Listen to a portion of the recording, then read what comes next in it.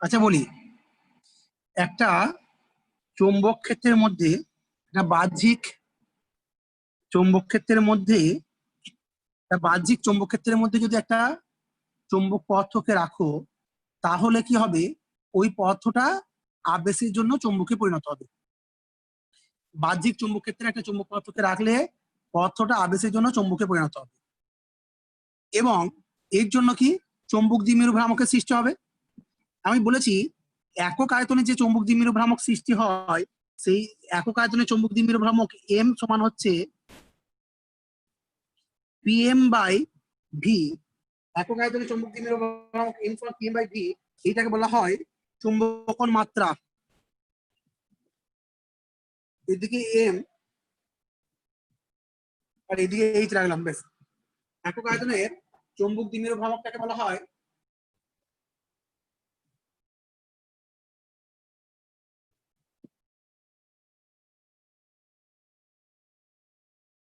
চুম্বকন মাত্রা বা চুম্বকন পরিমাত্রা। এখন দেখো, এই চুম্বকন মাত্রা এম আর বাহ্যিক চৌম্বক ক্ষেত্র এইচ এর মধ্যে লেখচিত্রের প্রকৃতিটা কিরকম হবে দেখো। যখন তুমি একটা, আরেকবার রিপিট করছি, ভালো করে শুনবে কিন্তু, হ্যাঁ। একটা বাহ্যিক চৌম্বক ক্ষেত্র আছে এইচ, এই বাহ্যিক চৌম্বক ক্ষেত্রের মধ্যে একটা চৌম্বক পদার্থকে রেখেছো। এর ফলে চৌম্বক পদার্থটা কি আবেশের জন্য চৌম্বকে পরিণত হয়েছে। আবেশের জন্য যখন চৌম্বকে পরিণত হলো, একক আয়তন, এর ফলে কি চৌম্বক দ্বিমেরু ভ্রামকের সৃষ্টি হবে। একক আয়তনে যে চৌম্বক দ্বিমেরু ভ্রামকের সৃষ্টি হয়, এই পিএম বাই ভি, এইটাকে বলা হয় চৌম্বকন পরিমাত্রা এম। এখন একটা অয়স্চম্বক পদার্থকে যদি, এটা ধরো লোহা, লোহা অয়স্চম্বক পদার্থ, আমরা পড়বো অয়স্চম্বক, তিয়স্চম্বক আর পরাচম্বক পদার্থ। একটা অয়স্চম্বক পদার্থকে যদি কোথায় বাহ্যিক চৌম্বক ক্ষেত্রের মধ্যে রাখা হয়, তাহলে এইচ মানে বাহ্যিক চৌম্বক ক্ষেত্র বলে এইচ আর চৌম্বকন পরিমাত্রা এম, এর মধ্যে লেখচিত্রটা কেমন হবে সেটা এখানে আঁকা হয়েছে। কি হয়, যখন এইচ বাড়াচ্ছ, এম বাড়ছে, বাড়তে বাড়তে একটা সময় দেখা যাবে এটা অনুভূমিক হয়ে যাচ্ছে, আর বাড়ছে না। এইচ বাড়লো আর এম বাড়ছে না, কেন না? এর মধ্যে যতগুলো অনুচম্বক থাকে, সব অনুচম্বক গুলো যখন সজ্জিত হয়ে যায়, সব অনুচম্বক গুলো যখন ওর মধ্যে কি হয়ে যায়, সজ্জিত হয়ে যায়, তখন এইচ বাড়ালেও আর এম বাড়ে না, তার মানে এখানে অনুভূমিক হয়ে গেল। এবার যদি তুমি এইচটাকে কমাও, তাহলে এই দিকে আর ফেরত না এসে এটা কি হবে, ও পথে না ফিরে এসে এ বি পথে ফিরে আসবে। তার মানে কি বি বিন্দুতে কি, যখন এইচটাকে কমাচ্ছি, বি বিন্দুতে কি এইচটা 0, তখনও কি এম এর কিছুটা মান থাকছে। এইটাকে বলা হয় ধারণ ক্ষমতা। ধারণ ক্ষমতা মানে হচ্ছে একটা চৌম্বক পদার্থকে চৌম্বক ক্ষেত্র থেকে সরিয়ে নিলে, বা চৌম্বক ক্ষেত্রটাকে চৌম্বক পদার্থের কাছ থেকে সরিয়ে নিলে যে ধর্মের জন্য চৌম্বকের চৌম্বকত্ব বজায় থাকে, তাকে বলা হয় ধারণ ক্ষমতা। আর বলছি, একটা চৌম্বক পদার্থকে চৌম্বক ক্ষেত্র থেকে সরিয়ে নিলে যে ধর্মের জন্য পদার্থটিতে চৌম্বকত্ব বজায় থাকে, সেই ধর্মটাকে বলা হয় কি ধারণ ক্ষমতা। তাহলে এখানে দেখো, এইচটাকে 0 করছি, মানে কমিয়ে যখন এইচটাকে 0 করছি, তার মানে কি চৌম্বক ক্ষেত্রটা বাহ্যিক চৌম্বক ক্ষেত্র এইচ, এটাকে সরিয়ে দিলাম, তখন কি ওবি পরিমাণ চৌম্বকত্ব বজায় থাকছে। এই ওবিটাকে বলা হচ্ছে ধারণ ক্ষমতা বা রিটেনটিভিটি। খুব ইম্পর্টেন্ট, ধারণ ক্ষমতা বা রিটেনটিভিটি। ধারণ ক্ষমতা মানে কি ধরে রাখার ক্ষমতা। ধারণ ক্ষমতা বা ধরে রাখার ক্ষমতা কি, চৌম্বক ক্ষেত্র থেকে চৌম্বক পদার্থকে চৌম্বক ক্ষেত্র থেকে সরিয়ে নিলেও যে ধর্মের জন্য চৌম্বকত্ব বজায় থাকে, সেই ধর্মটাকে বলা হচ্ছে ধারণ ক্ষমতা। এবারে দেখো, নেগেটিভ এইচ যখন দিচ্ছি, তখন কি ও সি বিন্দুতে এসে এমটা 0 হচ্ছে। অর্থাৎ কতদূর পর্যন্ত চৌম্বকত্ব বজায়, বিপরীত চৌম্বক ক্ষেত্র প্রয়োগ করা সত্ত্বেও, যথেচ্ছ ভাবে ব্যবহার করা সত্ত্বেও, যতটা পর্যন্ত চৌম্বকত্ব বজায় রাখে, সেই ধর্ম, যে ধর্মের জন্য ও কি করে চৌম্বকত্ব বজায় রাখে, সেই ধর্মটাকে বলা হচ্ছে ওর সহনশীলতা। সহনশীলতা মানে হচ্ছে সহ্য করার ক্ষমতা। কতটা না তুমি যথেচ্ছ ব্যবহার করছো, মানে কি আঘাত করছো, তাপ দিচ্ছ, তা সত্ত্বেও যে ওইটা কি চৌম্বকত্ব বজায় রাখছে। যথেচ্ছ ব্যবহার করা সত্ত্বেও যে ধর্মের জন্য কোনো পদার্থের মধ্যে চৌম্বকত্ব বজায় থাকছে, সেই ধর্মটাকে বলা হচ্ছে সহনশীলতা। এখানে কি নেগেটিভ এইচ দেওয়ার মানেই কি যথেচ্ছ ব্যবহার করা, মানে এইচ এর উল্টোটা। তাহলে ও সি পর্যন্ত কি হচ্ছে চৌম্বকত্ব বজায় থাকছে, এই ও সিটাকে বলা হচ্ছে সহনশীলতা।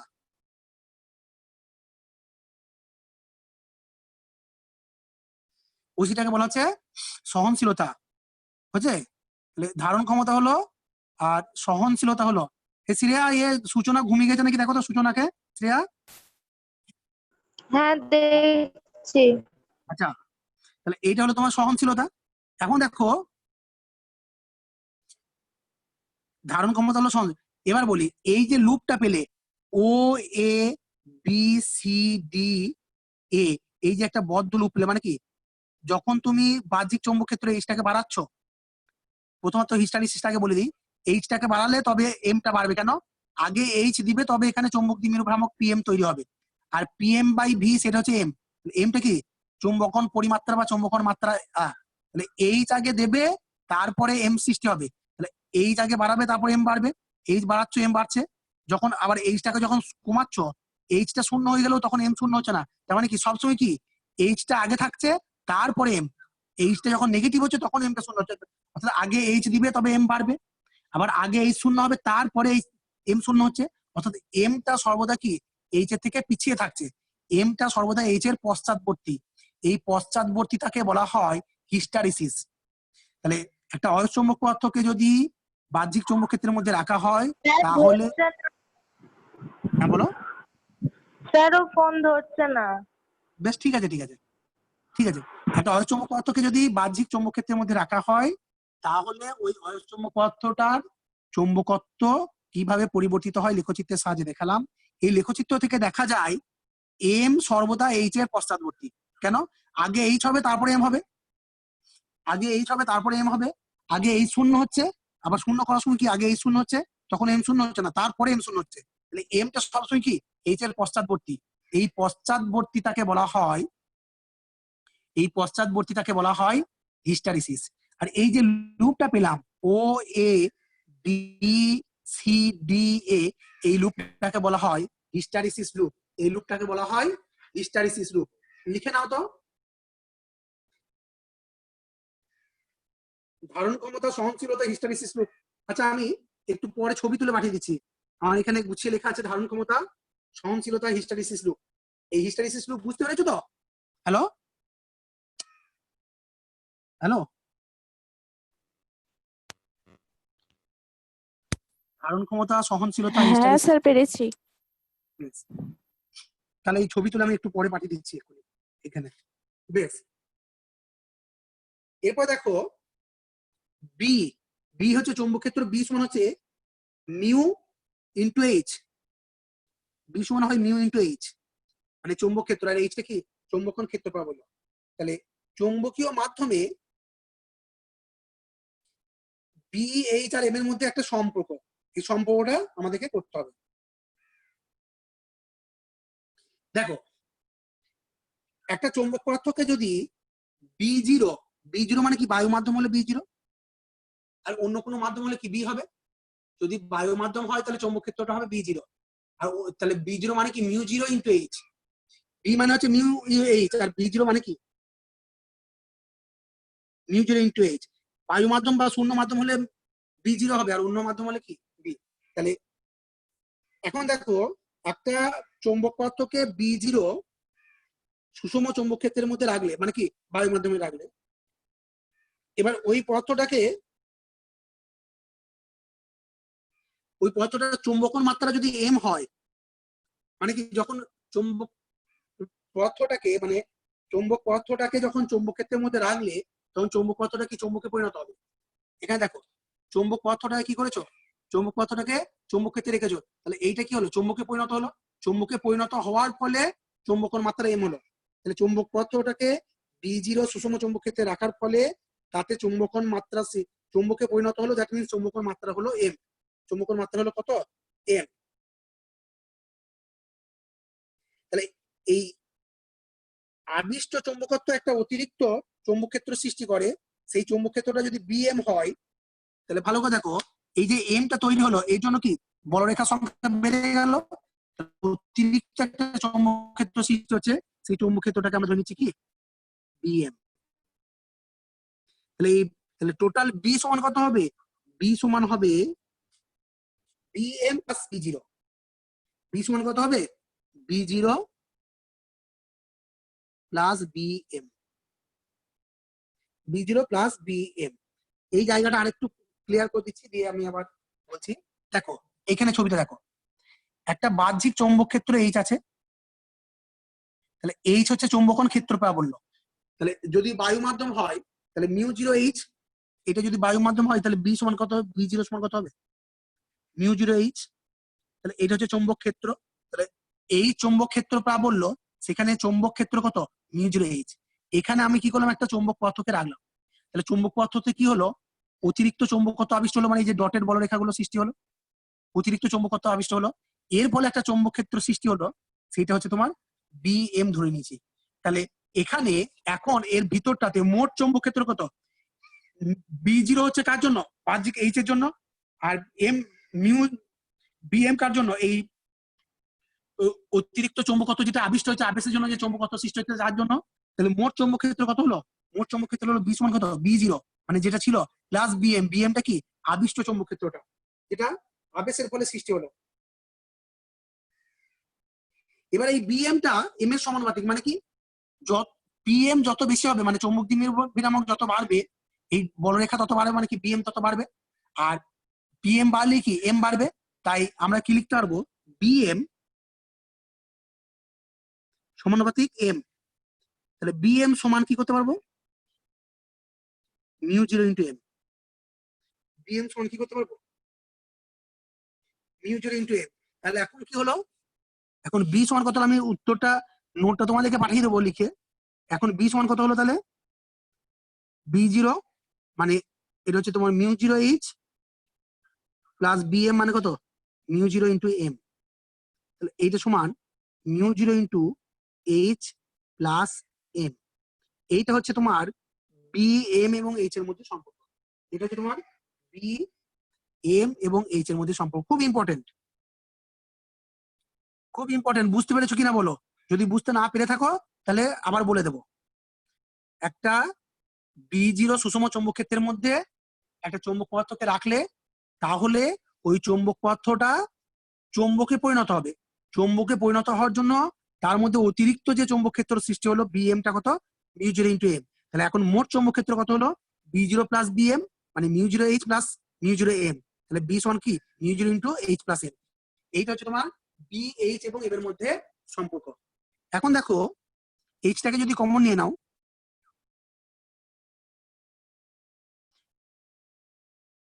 বি সমান এটা কি মিউ জিরো এইচ কমন নিলাম 1 plus M by H.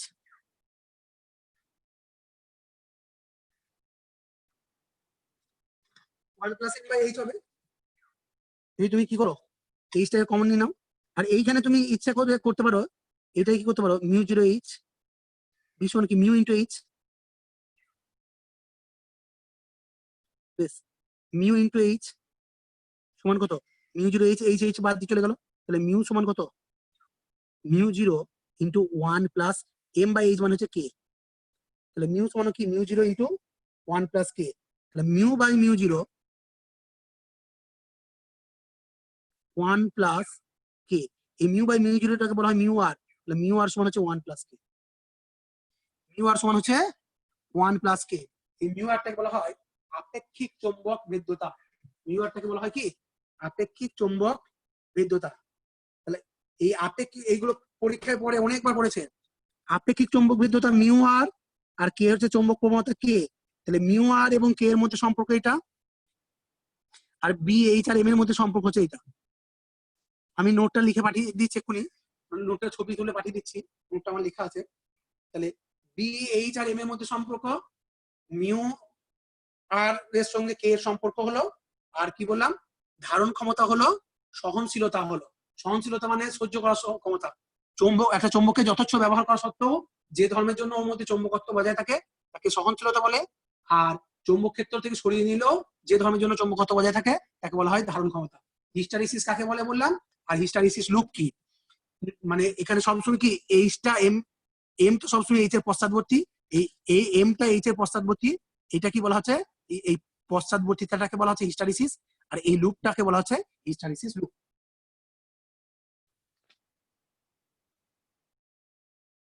Hello,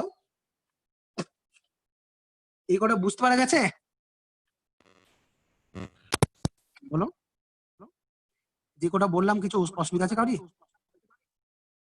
hello, হ্যাঁ বলো, হ্যালো। না স্যার, অসুবিধা নেই। বেশ, ঠিক আছে। এবার দেখো, আমরা বলবো এই কোন ধরনের পদার্থ কি কাজে ব্যবহার করা হয় ওটা একটু দেখে রাখবে, তোমাদের বইয়ে আছে, একবার জাস্ট রিডিং করে রাখবে। যেমন ধরো তড়িৎচুম্বকত্ব। তড়িৎচুম্বকত্ব কি? তড়িৎচুম্বকত্ব তৈরি করার জন্য, তড়িৎচুম্বক তৈরি করার জন্য কোন ধরনের পদার্থ তৈরি করা হয়? অস্থায়ী চুম্বক হিসাবে ব্যবহার করা হয়। তাহলে যার ধারণ ক্ষমতা কম হবে তাকে তড়িৎচুম্বক তড়িৎচুম্বক তৈরি করার জন্য ব্যবহার করা হবে সেই ধরনের পদার্থকে। যে সমস্ত পদার্থের ধারণ ক্ষমতা কম সেই সমস্ত পদার্থকে তড়িৎচুম্বক তৈরি করার জন্য ব্যবহার করা হয়। এবার এই কাঁচা লোহাকে তড়িৎচুম্বক করার জন্য ব্যবহার করা হয়, কারণ এর ক্ষেত্রে ধারণ ক্ষমতা কম। আরো ওর মানে বৈশিষ্ট্য আছে, হিস্টারিসিস ক্ষয়ও কম হয়, ধারণ ক্ষমতা কম, তারপরে পদার্থটা সম্পৃক্ত চৌম্বকন উচ্চমানের, মানে অনেক বেশি উচ্চমানের চৌম্বকত্ব সৃষ্টি হয় আর কি। এই জন্য তড়িৎচুম্বক তৈরি করার জন্য কোন ধরনের পদার্থ ব্যবহার করা হয়? ট্রান্সফরমারের কোর তৈরি করার জন্য কোন ধরনের পদার্থ ব্যবহার করা হয়? আর স্থায়ী চুম্বক তৈরি করার জন্য কোন ধরনের পদার্থ? স্থায়ী চুম্বক মানে কি? তার ধারণ ক্ষমতা বেশি হতে হবে, সহনশীলতা বেশি হতে হবে। ইস্পাতের ক্ষেত্রে এই ধর্মটা প্রকাশ পায় বলে স্থায়ী চুম্বক তৈরি করার জন্য ইস্পাত ব্যবহার করা হয়। তড়িৎ চুম্বক তৈরি করার জন্য কাঁচা লোহাকে ব্যবহার করা হয়। আবার তোমার ট্রান্সফরমারের কোর এর জন্য কি তোমার লোহার আর সিলিকনের সংকর ধাতুকে ব্যবহার করা হয়। তাহলে কোন ক্ষেত্রে কোন পদার্থ ব্যবহার করা হয় শুধুমাত্র একবার দেখে রাখবে। উদাহরণ হিসেবে দু একবার দিয়েছে যে তড়িৎচুম্বক তৈরি করার জন্য, ট্রান্সফরমারের কোর তৈরি করার জন্য বা স্থায়ী চুম্বক তৈরি করার জন্য কোন কোন পদার্থকে ব্যবহার করা হয়, বা ওই পদার্থগুলোর বৈশিষ্ট্য কি, ধারণ ক্ষমতা কারোর ক্ষেত্রে বেশি, কারোর ক্ষেত্রে ধারণ ক্ষমতা কম, ওইগুলো একবার দেখবে। ঠিক আছে, এটা হয়ে গেল তোমার এখানে এই পার্টটা। এরপরে তোমাদের আছে 3 ধরনের চৌম্বক পদার্থ। তড়িৎচুম্বকত্ব এই হলো 3 ধরনের চৌম্বক পদার্থ পড়তে হবে। 3 ধরনের চৌম্বক পদার্থ কি কি বলি?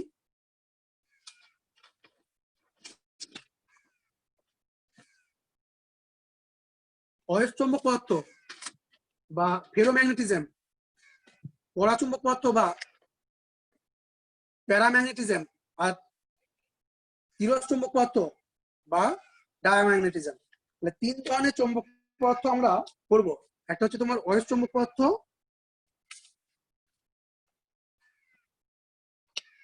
একটা হচ্ছে অয়স্চুম্বক পদার্থ,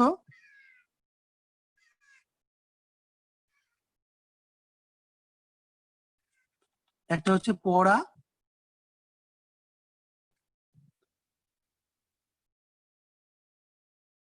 আর একটা হচ্ছে স্থিরচুম্বক। একটা হচ্ছে অয়স্চুম্বক, একটা হচ্ছে পরাচুম্বক, একটা স্থিরচুম্বক পদার্থ। এই 3 ধরনের চৌম্বক পদার্থ আমরা কি করব? পড়বো। 1 নম্বর দেখো অয়স্চুম্বক কি। এইখানে অনেকবার পরীক্ষায় দিয়েছে, কিন্তু এই 1 নম্বর হচ্ছে আপেক্ষিক ভেদ্যতা আর চৌম্বক প্রবণতার ভিত্তিতে এদের পার্থক্যগুলো আগে করতে হবে। প্রথমত বলি, অয়স্চুম্বক পদার্থের আপেক্ষিক ভেদ্যতা মিউ আর গ্রেটার দেন 1। আপেক্ষিক চৌম্বক ভেদ্যতা মিউ আরটা কি 1 এর থেকে অনেক বেশি। পরাচুম্বক পদার্থের চৌম্বক ভেদ্যতা মিউ আর 1 এর থেকে সামান্য বেশি, আর স্থিরচুম্বকের ক্ষেত্রে 1 এর থেকে সামান্য কম।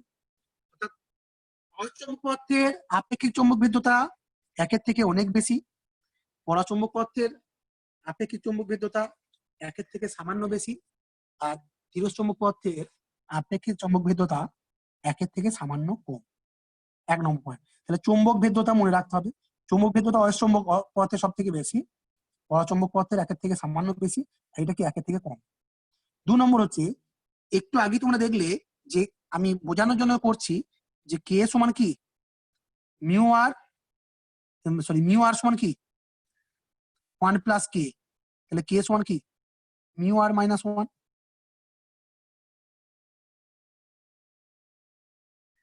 তাহলে দেখো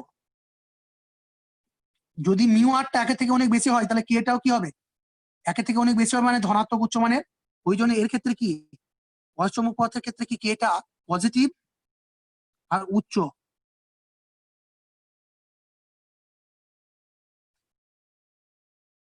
কেটা হচ্ছে পজিটিভ উচ্চমানের।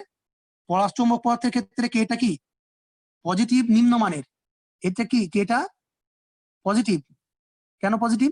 এটা কি একের থেকে সামান্য বেশি, তাহলে মিউ আর মানে কি একের থেকে সামান্য বেশি -1 মানে পয়েন্ট সামথিং হবে, তাই কেটা কি পজিটিভ কিন্তু নিম্নমানের। আর এর ক্ষেত্রে কি মিউ আরটা কি লেস দেন 1, তাহলে কেটা কি হবে মিউ আর -1। তাহলে মিউ আর -1 করলে কি হবে একের থেকে কম হবে, তাহলে এটা কি কেটা কি একের থেকে মানে কি নেগেটিভ হবে, কেটা নেগেটিভ নিম্ন। তাহলে আমি এই দুটো পয়েন্ট আরেকবার বলে দিচ্ছি। অচৌম্বক পদার্থের ক্ষেত্রে চৌম্বক ভেদ্যতা আপেক্ষিক চৌম্বক ভেদ্যতা একের থেকে বেশি, একের থেকে অনেক বেশি। পরাচৌম্বক পদার্থের ক্ষেত্রে আপেক্ষিক চৌম্বক ভেদ্যতা একের থেকে সামান্য বেশি। তিরস্চৌম্বক পদার্থের ক্ষেত্রে আপেক্ষিক চৌম্বক ভেদ্যতা একের থেকে সামান্য কম। অচৌম্বক পদার্থের ক্ষেত্রে চৌম্বক প্রবণতা ধনাত্মক এবং উচ্চমানের। অচৌম্বক পদার্থের ক্ষেত্রে চৌম্বক প্রবণতা ধনাত্মক এবং উচ্চমানের। পরাচৌম্বক পদার্থের ক্ষেত্রে চৌম্বক প্রবণতা ধনাত্মক এবং নিম্নমানের। তিরস্চৌম্বক পদার্থের ক্ষেত্রে চৌম্বক প্রবণতা ঋণাত্মক এবং নিম্নমানের।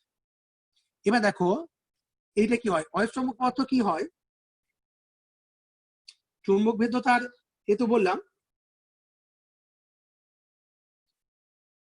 অচৌম্বক পদার্থ কি হয় চৌম্বক দ্বারা তীব্রভাবে আকৃষ্ট হয়, মানে এটা কি চৌম্বক দ্বারা তীব্রভাবে আকৃষ্ট হয়, এটা কি চৌম্বক দ্বারা ক্ষীণভাবে আকৃষ্ট হয়, আর এটা কি চৌম্বক দ্বারা ক্ষীণভাবে বিকর্ষিত হয়। এটা তীব্রভাবে আকর্ষিত হয়, এটা কি ক্ষীণভাবে আকর্ষিত হয়, আর এটা কি ক্ষীণভাবে বিকর্ষিত হয়। হচ্ছে অচৌম্বক পদার্থ কি হয় সাধারণত কঠিন কেলাসিত পদার্থ। অচৌম্বক পদার্থ কি সাধারণত কঠিন কেলাসিত পদার্থ। উদাহরণ কি লোহা, নিকেল, কোবাল্ট, এইগুলো হচ্ছে অচৌম্বক পদার্থের উদাহরণ। অচৌম্বক পদার্থ কি সাধারণত কঠিন কেলাসিত পদার্থ, এটা কি লোহা, নিকেল, কোবাল্ট, এগুলো হচ্ছে অচৌম্বক পদার্থের উদাহরণ। পরাচৌম্বক পদার্থ কি কঠিন, তরল, গ্যাসীয় তিনটি হতে পারে। Aluminium, sodium, oxygen, copper sulphate. Aluminium, sodium, oxygen, copper sulphate এইগুলো হচ্ছে পরাচৌম্বক পদার্থের উদাহরণ। আর তিরস্চৌম্বক পদার্থ কি কঠিন, তরল, গ্যাসীয় হতে পারে। বিসমাথ, তামা, হাইড্রোজেন, জল, এইগুলো হচ্ছে তিরস্চৌম্বক পদার্থের উদাহরণ। তাহলে জল হচ্ছে তরল, হাইড্রোজেন গ্যাসীয়, তামা হচ্ছে কি কঠিন। তাহলে বিসমাথ, তামা, হাইড্রোজেন, জল এগুলো হচ্ছে কি তিরস্চৌম্বক পদার্থের উদাহরণ। তাহলে মোট কটা পয়েন্ট বললাম আগে বলে নিই। চৌম্বক ভেদ্যতা দিয়ে একটা বলেছি, চৌম্বক প্রবণতা দিয়ে আরেকটা বলেছি, 3 নম্বর বলেছি চৌম্বক দ্বারা তীব্রভাবে আকর্ষিত হয়, চৌম্বক দ্বারা ক্ষীণভাবে আকর্ষিত হয়, চৌম্বক দ্বারা ক্ষীণভাবে বিকর্ষিত হয়। আর কি বলেছি অচৌম্বক পদার্থ কঠিন কেলাসিত পদার্থ, লোহা, নিকেল, কোবাল্ট উদাহরণ। এটা কি কঠিন, তরল বা গ্যাসীয় পদার্থ। এক্ষেত্রে কি বলেছিলাম aluminium, sodium, oxygen, copper sulphate. Aluminium, sodium, oxygen, copper sulphate এর উদাহরণ। আর এক্ষেত্রে কি কঠিন, তরল, গ্যাসীয়, এক্ষেত্রে জল, হাইড্রোজেন, তামা এইগুলো হচ্ছে এর উদাহরণ। আর কি অচৌম্বক পদার্থকে যদি তুমি চৌম্বক ক্ষেত্রে রাখো তাহলে কি হবে, ওইটা দুর্বল অংশ থেকে তীব্র অংশের দিকে দ্রুতভাবে সরে যাবে। পরাচৌম্বক পদার্থকে যদি চৌম্বক ক্ষেত্রে রাখো দুর্বল অংশ থেকে শীতল অংশের দিকে মানে তীব্র অংশের দিকে ধীরে ধীরে যাবে। আর এটা কি তীব্র অংশ থেকে দুর্বল অংশের দিকে ধীরে ধীরে যাবে তিরস্চৌম্বক পদার্থ। তাহলে কটা পয়েন্ট হলো, 6টা পয়েন্ট হলো। আর আর হচ্ছে অচৌম্বক পদার্থের হিস্টারিসিস দেখা যায়, পরাচৌম্বক পদার্থের হিস্টারিসিস দেখা যায় না, তিরস্চৌম্বক পদার্থের হিস্টারিসিস দেখা যায় না। অচৌম্বক পদার্থের 20 বিন্দু আছে, পরাচৌম্বক পদার্থের 20 বিন্দু নেই, তিরস্চৌম্বক পদার্থের 20 বিন্দু নেই। অচৌম্বক পদার্থের 20 বিন্দু আছে, পরাচৌম্বক পদার্থের 20 বিন্দু নেই, আর তিরস্চম্বক পথের কুড়িবিন্দু নেই। বুঝছে? গুছিয়ে রেখে দাও তো খাতা কটা এক জায়গায়। আচ্ছা, তারপরে হচ্ছে তোমার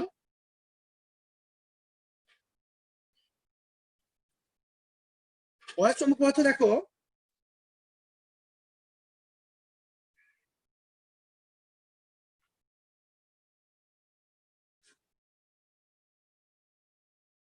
আচ্ছা হ্যাঁ 20 বিন্দু ওই যে বললেন হিস্টাইসিস, আচ্ছা 20 বিন্দু হয়ে গেল।